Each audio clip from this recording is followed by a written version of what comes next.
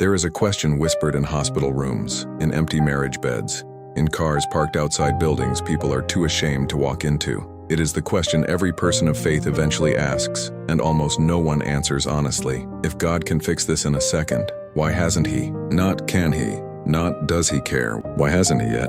By the time this message ends, you will understand something most believers spend a lifetime missing, the real reason behind the silence, and why that silence may be the most deliberate, most loving act God has ever performed in your life. Welcome back. Today's message is not for the casual viewer scrolling between videos. It's for the one lying awake doing math on a bank account that doesn't add up. It's for the one praying the same prayer for the 11th year in a row. It's for the one who has started to wonder, quietly, almost too afraid to say it out loud, if God has simply moved on. Stay with me to the end. What we're about to walk through will challenge what you think you know about prayer, about timing, and about the character of God when He says nothing at all.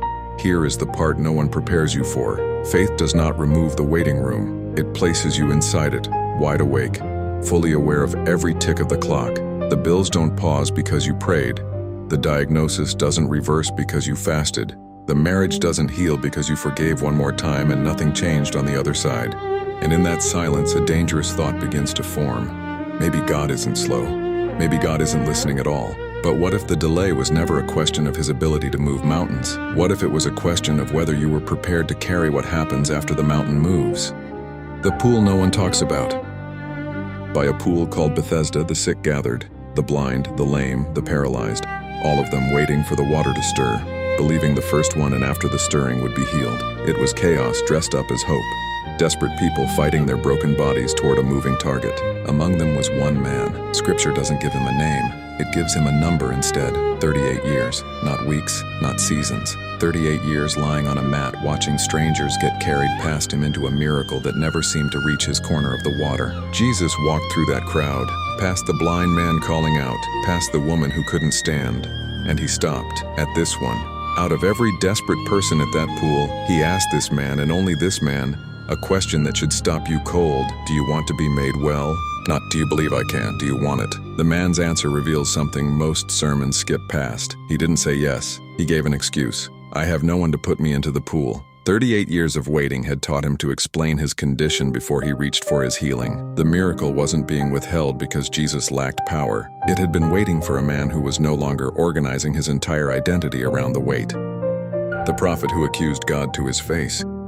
Centuries earlier, a prophet named Habakkuk did something almost no one in Scripture had the nerve to do. He didn't whisper his complaint. He shouted it at heaven directly. How long, Lord, must I call for help, but you do not listen? Or cry out to you, violence, but you do not save? This is not a polite prayer. This is a man accusing God of negligence, and the Scripture kept it. God didn't edit it out. Then Habakkuk did something stranger. He climbed a watchtower, an actual structure used to spot enemies on the horizon, and stationed himself there to wait for God's reply, like a soldier refusing to leave his post until the answer arrived. And God answered, not with comfort, with a timeline. The revelation awaits an appointed time. Though it linger, wait for it. It will certainly come.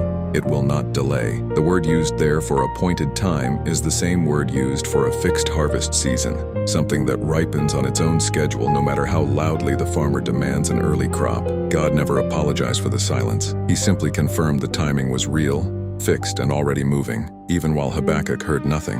The explanation, delay is not denial.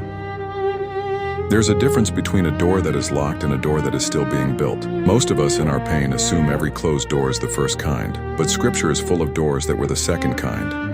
Joseph received a dream of ruling over his own brothers while still a teenager. Between that dream and the throne, there was a pit, a slave auction, a false accusation, and a prison cell where he was so forgotten that even after correctly interpreting a dream for Pharaoh's cupbearer, a man who promised to mention his name, Scripture says 2 full years passed in silence before anyone remembered him at all.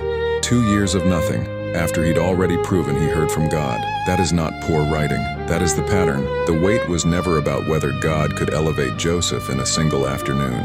It was about whether the boy who once bragged about his dream could become the man with enough restraint, wisdom, and mercy to rule an empire and forgive the brothers who tried to erase him. The throne required a different man than the one who first received the dream. The prison is what built him.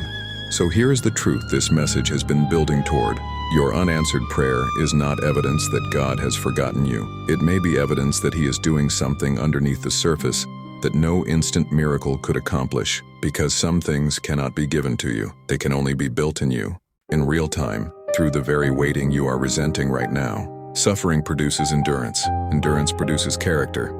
Character produces a hope that cannot be shaken because it was forged, not granted. Your problem is not bigger than His ability.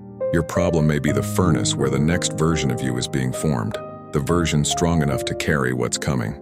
So if you are still on that mat by the pool, still climbing your own watchtower waiting for a reply, hear this. The silence is not abandonment. It is construction. Stop explaining your condition.